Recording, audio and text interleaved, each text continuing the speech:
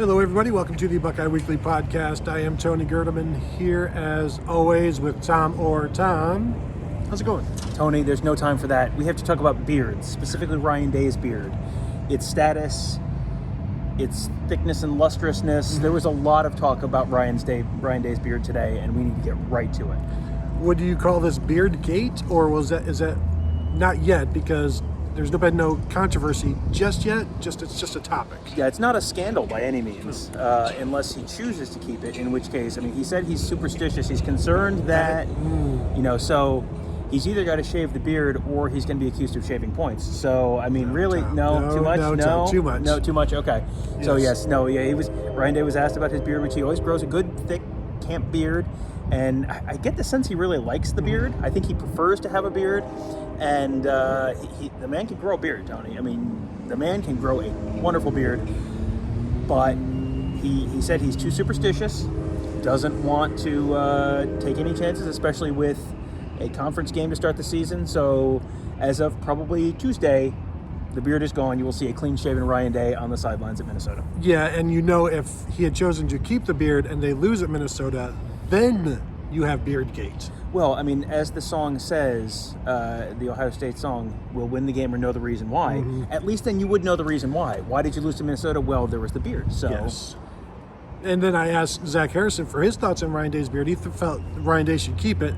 Just needs to get it touched up a little. So you got to get it lined up a little bit, which is, I mean, that's some criticism. That I mean, it was framed very nicely. It was like constructive criticism, but it was like, ooh.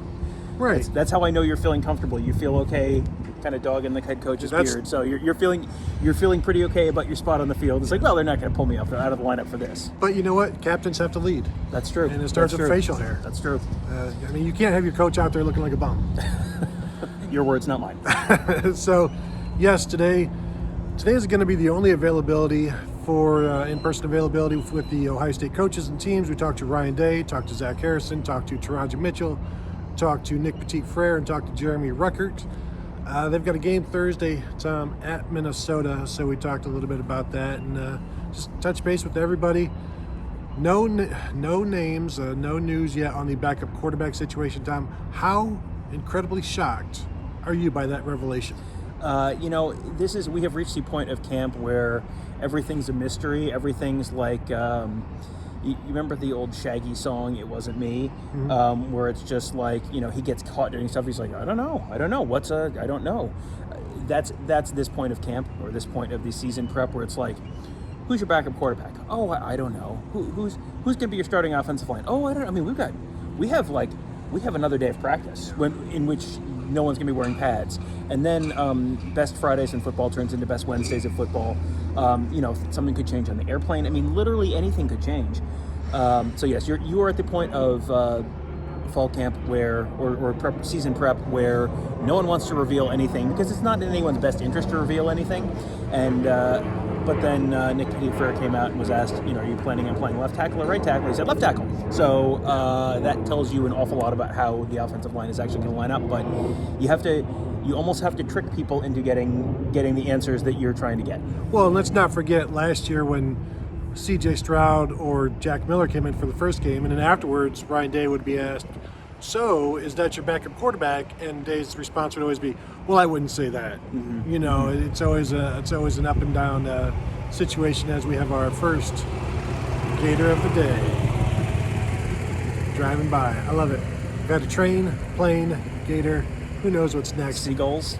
Yes, all of it is going to be great. Thayer Munford, it will be available. That's what Ryan Day said. So the fact that he said he's going to be available and a Hawk tells me that he is going to be starting at left guard, Tom. That's what I took from it. Others I saw on the message board saying, well, if he's only available, that's bad news. No, this is Ryan Day speaking for he's good to go. That sure seemed like he was good to go. I don't know. I mean, we're at the point of the pre-game news cycle where everyone's just looking for a reason to panic and assume that everyone is doomed. There was scattered showers in the forecast, and everyone was turning it into, the 2021 version of the snowball. It's like, well, I mean, this will not be the first time it has actually rained a good bit in Columbus, probably more than it will rain in Minneapolis. So this team is probably pretty well versed in prep for, the weather. But yeah, again, you can read as much or as little as you want to. If you want to be extremely literal and assume you're being told 100% the truth in every element of every answer, then will be available, and the fact that he is available presumably means that he will be the best option, which presumably means he will be the starting left guard, presumably because Nick Petit-Frere is the starting left tackle, as Nick Petit-Frere told us. So this all feels like we're doing a lot of talking and a lot of sort of gymnastics and explanation to get to the answer that we've been telling you is the answer for several weeks now. Yeah, Nick Petit-Frere seemed like very, like, oh no, I'm playing left tackle. I expect to play left tackle. Sure, I could play right tackle if I need to, but that would be like, why? It'd be like, at this point, it would be like C.J. Stroud starting at receiver. It's like, why? I've actually been practicing there for weeks. Have you guys not noticed? So that's what they'll be doing there. Running back, they said they will rely on the veterans who have played early, but also, I don't know if I have the exact quote here. They're not going to wait long before they put TreVeyon Henderson in there, which tells me that, you want to. The first carries have to go to the guys who aren't going to. This isn't going to be too big for them, even though all of the redshirt freshmen on this team, the biggest crowd they played in is, well, maybe the national championship game. The national championship game was about 15,000 people. But this is going to be 3 times that, maybe a little bit more, maybe almost 4 times. So it's going to be a different crowd. It's going to be their first experience doing that. And so I can understand, yes, that makes sense, especially if with Maya Williams, who's been running kind of with the ones, Master Teague as returning starter, so you would expect those two. But I think the fact that Ryan Day said basically TreVeyon Henderson's going to get in there early as well tells you all you need to know about what they have seen and what they expect from him. Well, this goes back to the last answer, which is we didn't really hear anything that led me to believe we were wrong about any of these assumptions we've had going into the season. I think you go back a couple weeks and our assumption has been you're probably going to have one of the older guys, whether it's Mayan Williams or Master Teague, take the first carry, but you're probably going to see TreVeyon Henderson maybe, certainly in the first half, if not the first quarter. And I didn't hear anything today out of Ryan Day or anyone else that led me to believe that we were incorrect about any of that. I think there's you're going to have Master Teague is going to get a carry before TreVeyon Henderson does, because otherwise that's, you have political concerns there. It's possible Master Teague has a couple drives before TreVeyon Henderson does. You're going to see TreVeyon Henderson in the first half. I suspect you're going to see TreVeyon Henderson, maybe late, It just depends. 10 or more minutes into the game, but sometime in that first half. And I think you're probably, my expectation is you're going to see something, maybe not in the first, maybe the first drive he's a little too amped up and is rushing and not, waiting for holes to develop and that kind of stuff. But I suspect you're probably going to see something noteworthy at some point in the first half from him. Yeah, and the sooner you get him involved, and Day's quote was, Trey's going to get in there quickly. The sooner you get him involved, the sooner that stuff gets shaken out. And then third quarter, fourth quarter, when it's winning time, you can maybe get some more out of him there. Well, he was the one who at the beginning of fall camp said, or spring camp said, I just, I need to get hit once. Like once I get hit once, then I'll be okay, because he didn't play last fall. So then he got hit once in spring camp, and then it was like, okay, now it's okay. And he said when he talked to us a couple weeks ago, he said, it wasn't fun getting hit again, but it was like, it was a necessary part of the process. That's going to be a necessary part of the process on Thursday. Yeah, receivers, sure seems like it's going to be a 6-man rotation there. When he basically says it's going to be a 6-man rotation? Day was asked about the freshmen, and he said, Emeka Egbuka and Marvin Harrison for sure. Jayden Ballard's not too far behind, but there was he almost, I don't want to say he dismissed the question because it was such an easy question. Like if somebody asked, Tom, what's your first name? Oh, I can get this one. And that's how it's like, no, they're playing. They're going to be in there. They're going to be in there a lot. And so I'm interested to see how, is it a full 50-50 rotation, or is it, is there some mixing and matching? Because, you want Garrett in for these, and you just, how are they going to do it? Is it going to be 3 line changes? Is it going to be, this guy goes in, this guy comes out? I think probably it's going to be some mixing and matching before you go full line changes, especially in a game like this. Well, for sure. I think I would be very surprised if they just, it was 2 drives of Garrett Wilson and Chris Olave and Jackson Smith-Njigba, and then all of a sudden it's like, ta-da, and now it's Julian Fleming and Marvin Harrison Jr. and Emeka Egbuka. you're going to want one of those proven guys out there because, I mean, one, then you have one of the proven guys out there.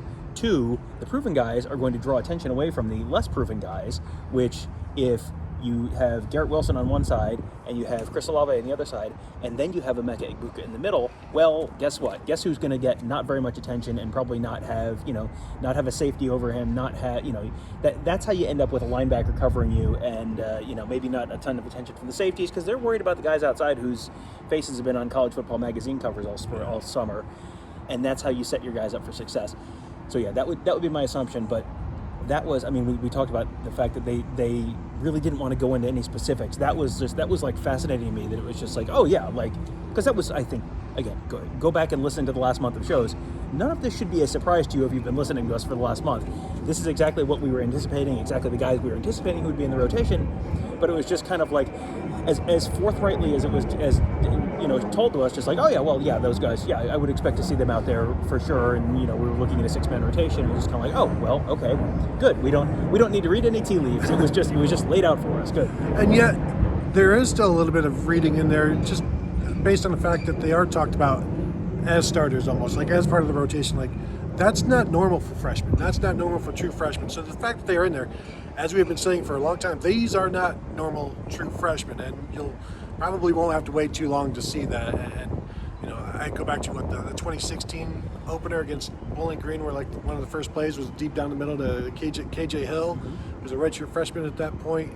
I wouldn't be surprised to see doing something like that with Emeka Egbuka, just to get some feet wet right away, or right away. Who knows what right away means in this game? Yeah. But yeah, I don't think you'll have to wait long to see those guys perform and realize or showcase the accolades and just the talk that they've had, and I'm looking forward to that one. Jeremy Ruckert was asked if he is going to set the tight ends catch record like... I believe the exact question was, would you like to guarantee you're going to set the Ohio State tight ends catch record like Ryan Day basically guaranteed? Mm-hmm. He said no, he would not like to do that. He didn't want to jinx anything. Yeah, but yes. Clearly that is... he is aware of Ryan Day's quote about that topic, and clearly that is a goal of his for this year. So that's, not surprising. And I didn't, you never know with, you're running 6 wide receivers, we're talking about 6 wide receivers and three running backs, and he talked again about how much confidence he has in Cade Stover, so now 2 tight ends. So now it's like, okay, there's 11 guys to spread the ball out between. So how many catches are there really going to be? But I mean, that sure sounds like something that everyone is sort of aware of, and is at least a secondary team goal this year. I am concerned because when they initially talked about the tight end record, they were talking about Ben Hartsock, who had like 33 catches in 2002 or 2003, which is not actually the tight end receptions record, because didn't like John Frank have like 47 one year, and other guys have had that many. So I'm concerned that they're going to think they broke a record and then be like 15 short or like 10 short. It's like when you or me would study for a test and study the wrong chapter and then be really prepared, but then you show up and it's like, I studied the wrong chapter. It's like I was out west this summer and going hiking through these canyons and stuff, and you're climbing up and up and up and up and up, and you see the top of the mountain, you're climbing up, and it's 8,000 feet of elevation. It's really this is stressful, and you're climbing thousands of feet up, and you're I see it. There it is. I got there. And then you see, the path goes around the corner. There's a hole. Well, I'm not quite there yet. So if he sets let's call it the modern Ohio State tight end record, Ben Hartsock is kind of the guy who was the last one who was really a weapon in that passing game for Ohio State on a pretty consistent basis. If he sets the modern 21st century Ohio State passing record for receptions record for tight end, I'm sure that'll be a pretty good season. That will probably be a season that gets him drafted pretty highly next year. Whatever. John Frank lost to Oklahoma or something. And so, yeah, that's I feel like it'd be treated like the 1970 national championship, where Ohio State claims it just to have some stuff on the wall, but nobody else does. Every time I see that banner in there, it's like, well, I mean, can we put a little asterisk on there? Yeah. Defensive line, talked to Zach Harrison, and Ryan Day as well, very impressed and very excited, very confident about the interior of the defensive line, Haskell Garrett, Teron Vincent. A lot of good words said about Antoine Jackson. I think Day may have said, or Zach Harrison said, maybe nobody's come further in camp than Antoine Jackson, who is a dominating run stopper. We know Larry Johnson has talked him up as a pass rusher in the past. So even Ty Hamilton was brought up. So all of these guys feeling pretty good about the interior. And really, it couldn't come at a better time given the opponent, Minnesota and Mohamed Ibrahim. Right. That's what you got to be concerned about is Minnesota's offensive line, which is full of big dudes. I think Zach Harrison said, like, yeah, I think they're all like 340 pounds. Like, yeah, it's like Minnesota. It's like Wisconsin's offensive line, but they've all been filling up on Juicy Lucy's at Matt Barr. Mm-hmm. So, yeah, with a big offensive line, a team that's likely going to be relying on that running game. That's not this is not a team that runs like a really elaborate, misdirection, spread, three guys in like it's not that. This is a much more downhill kind of running team. You're going to need the interior of that defensive line to be pretty stout. Teron Vincent, Haskell Garrett, I'm going to be super interested to see if those two guys are the two interior guys, how they hold up against because if they can hold up against a big offensive line, that answers a lot of questions there, and that tells you this can be the base defense from now on, because I think they would love that, but can they do that? Can these two guys hold up? That's a question. But having an Antoine Jackson gives you so much more depth. You go back to last year, the end of last season, that was one of the issues, was Ohio State just was like constantly missing defensive tackles in those last couple games because of COVID. That ended up catching up with them. No Tommy Togiai in the national championship like that. That felt like that was a pretty significant loss. So you have a little more depth this year. That's going to help a lot. I don't know if, I think Day might have cited Antoine Jackson.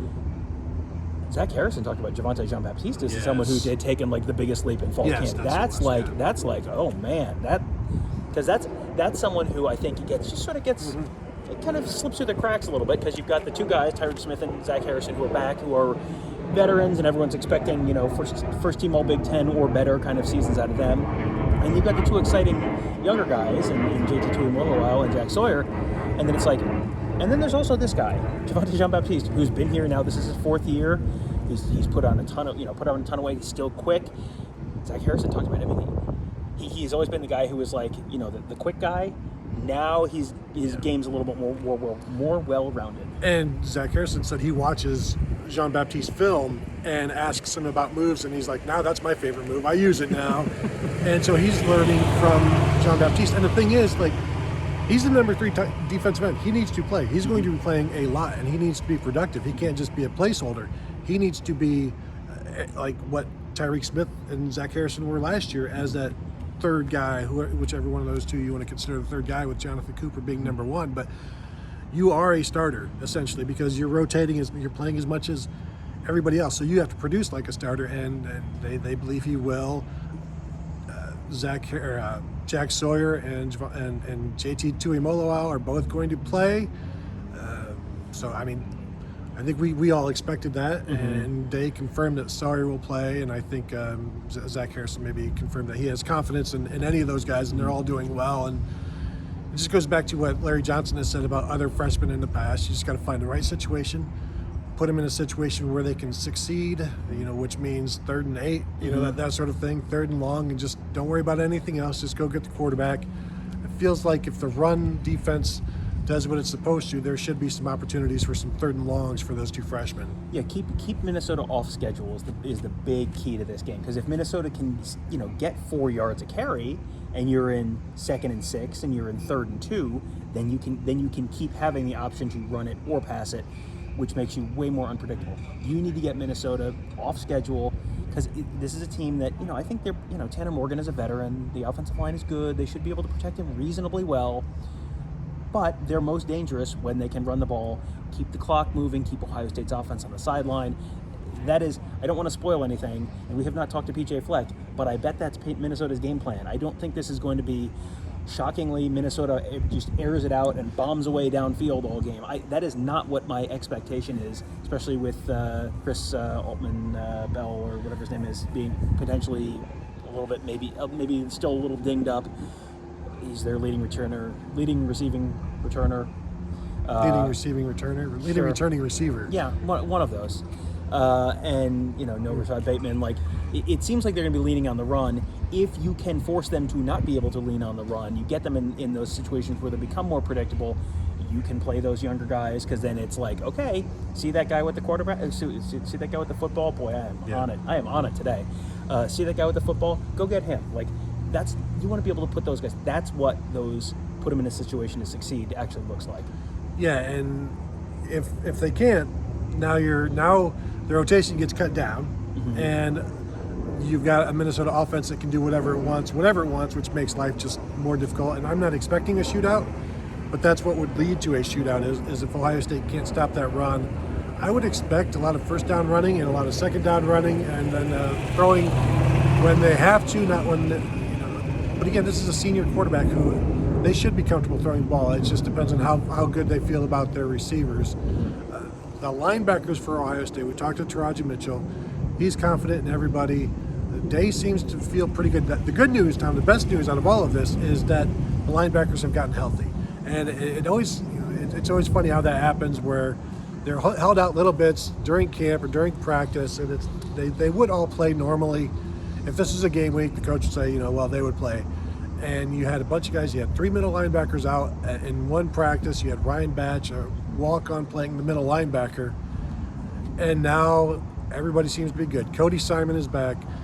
Tommy Eichenberg is back. Dallas Gant is back. And now you've got those 3 middle linebackers, TreVeyon Mitchell. Day seems to think more than just the couple of linebackers are going to play, because he mentioned Kayvon Pope. He mentioned Steele Chambers. They had a plan for him. And I am interested now, with all 3 of these middle linebackers healthy, who's going to start? I still am leaning towards Cody Simon on that, but it's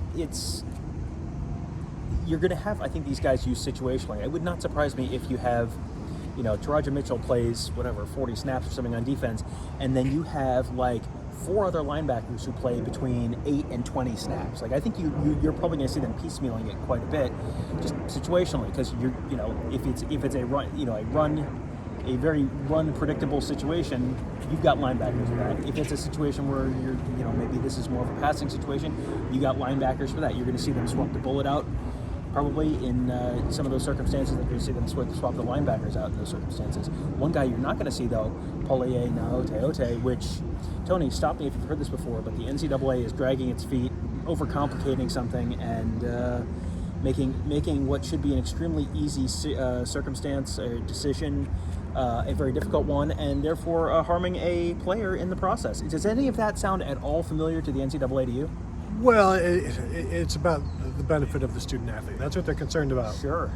Sounds like they want him to go pro in something other than sports a little earlier than planned. So they're just making sure all the paperwork is there. Yeah. Day said they had to send some additional paperwork, because there's a lot of gray area here with the fact that the NCAA has an absolute immediate eligibility thing, and what exactly is the argument that well, yes, he's in the transfer portal, and if he would have put his name in the transfer portal 2 months later, then he would have been fine. But now, I mean, we have to submit additional paperwork to document when he put his name in the transfer portal. Like, this should not be that hard a decision. And now they've screwed around and dragged it out to the point where now he's going to miss a game. Great job, everyone. Well, I mean, you may have some transfer credit issues, because he's going from a trashy private school to an important state college, state university. So there may be something there. Maybe they're worried that Lori Loughlin got him into USC. It could be. That's Tom saying it. That's not me saying that. I don't even know who that is. Listen. Maybe it was Felicity Huffman. I don't know. Yeah, I mean, this is just one of these things where it's like, okay, this just doesn't have to be this complicated. But, and I mean, you listen to Day talk about this stuff for a month now, and it's been like, okay, well, this seems like it's a pretty straightforward thing. It sure does seem like it's a pretty straightforward thing, but here we are, week of the game, and now, he's now gone through all of fall camp without, and Day has talked about, they've been working him in, but they don't want to commit to having him get like a ton of first team reps if they're not sure if he's going to play. It has seemed so screamingly obvious for so long that he should be able to play. There's no reason he can't play.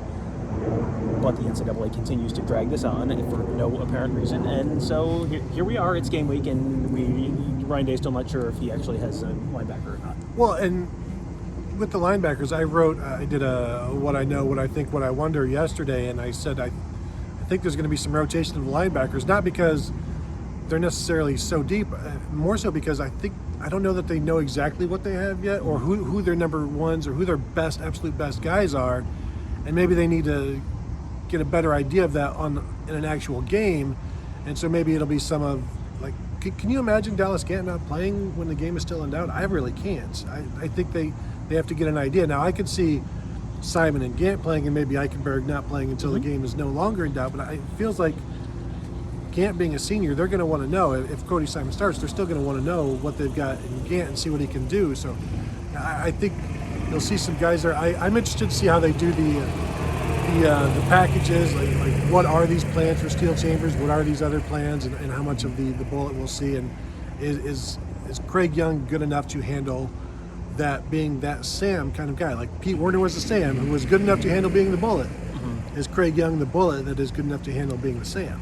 Yeah, and do you see him getting pulled off the field for Kayvon Pope, for example, in those situations? Like that would be interesting to me, because this is like, if that was going to happen, this is the type of game where it might happen, where you're looking at probably a fairly run-heavy team, and big offensive lineman, like you're going to want the bigger linebacker out there for that. So that's going to be interesting to me to see what his rotation looks like. But yeah, I'm with you. I would be very surprised if we don't see Dallas Gant getting some meaningful reps in this game, because it's just, he's been around. This is his fourth year now. Like you have to know what you have there, and I think they probably know what they have there in terms of with practice and all that kind of stuff. But he hasn't been healthy for the whole fall camp, so you would think he is as well positioned as anyone in terms of just experience to be able to be out there. And if he's healthy, then you should be able to be he should be able to be a significant contributor for them. But that's gonna be one of those rotations that I'm super interested to see how they handle it, because that's going to tell me a lot about where these guys really are. Well, and I don't even know, Kayvon Pope listed at, I think, it's 6'1", 225. Can you consider him bigger than Craig Young? He feels bigger than Craig Young. He feels like he's more of a run-stopping. He's more compact. Yeah. So maybe that helps. The secondary, Ryan Day said Seven Banks and Josh Proctor need to play like veterans. They need to play like upperclassmen. They are.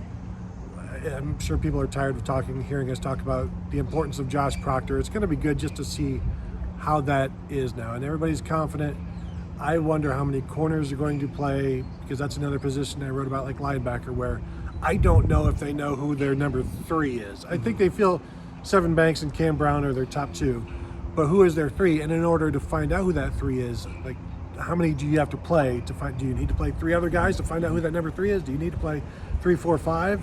Yeah. And then do you mix any of those guys in with the 1s and the 2s? Because I know, Kerry Combs wants to rotate 3 guys at least. I don't know if they're at that point yet, but I also wonder if they're going to sneak some other guys in just to get some looks, knowing that maybe this isn't the stiffest test for individual corners. It's a stiff test for an Ohio State defense, but maybe it's not the stiffest test for a Ryan Watts to be facing another redshirt freshman. Right, and this is a good ramp-up game for Oregon. Like, if you want to see what you got, do it now, where you're not, the opposing skill talent is going to get a lot tougher a week from now.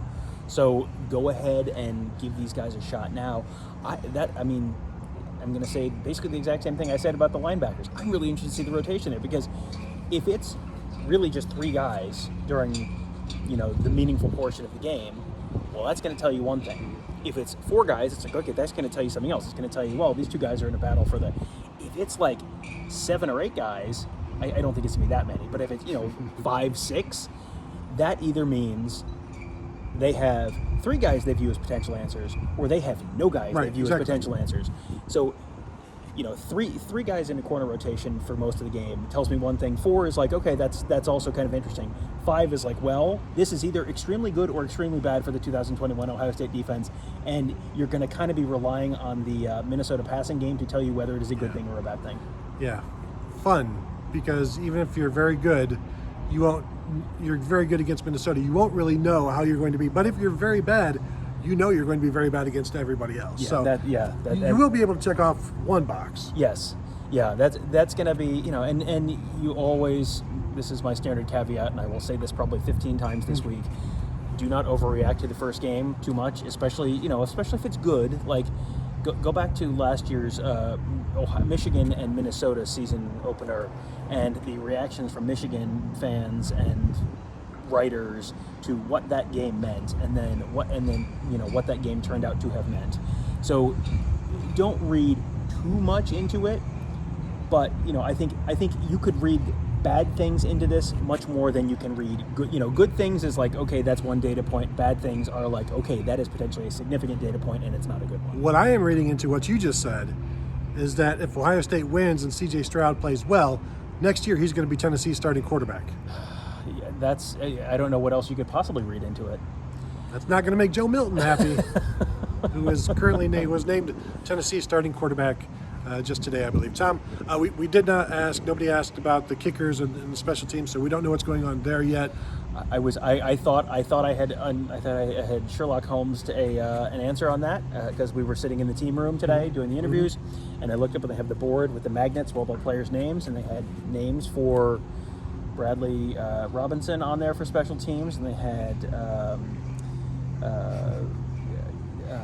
Dom DiMaccio, and they had Jake Seibert, and there was no Noah Ruggles, and I was like, I actually started to turn to you and say, Tony, Noah Ruggles isn't on the board. I wonder if he's, I wonder if he has lost the kicker battle and decided to transfer or leave the team or something. And then I was like, wait a minute, and I looked, and yes, Jesse Murko's not on there. None of the freshmen are on there. So either mass exodus from the Ohio State football program of every first-year player, or they simply haven't updated the board yet. And frankly, Tony, it may be too soon to say. It could be either of those things, which is terrifying to think about. But stay tuned to Buckeye Scoop to find out which it could be.